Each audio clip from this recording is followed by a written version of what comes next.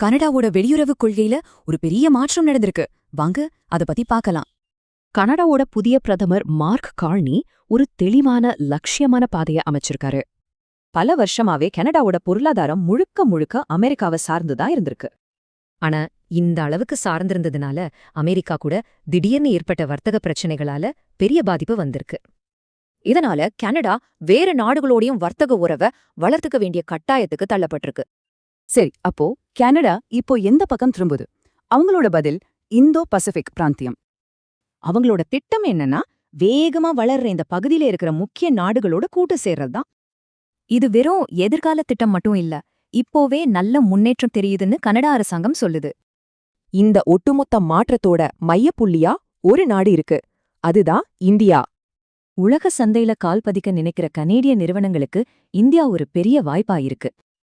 இந்த வாய்ப்பை சரியா பயன்படுத்திக்க இரு நாட்டு உறவுகளையும் பலப்படுத்த உயர்மட்டத்துல பேச்சுவார்த்தை போயிட்டு இருக்கு.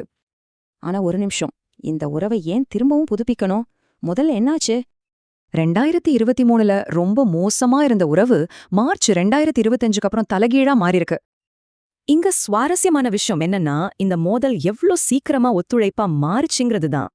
இது வெறும் பேச்சோட நிக்கல, நம்பிக்கைய திரும்பவும் உருவாக்க ரெண்டு நாடுகளும் ஒரு தெளிவான திட்டத்தையே வெளியிற்றிருக்காங்க.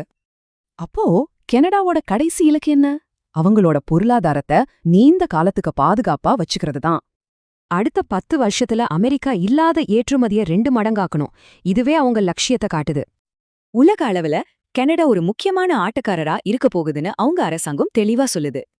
அமெரிக்காவை விட்டு ஆசியா பக்கம் திரும்புற கனடாவோட இந்த முடிவு உலக வரைபடத்துல அவங்க இடத்த மாற்றி எழுதுமா?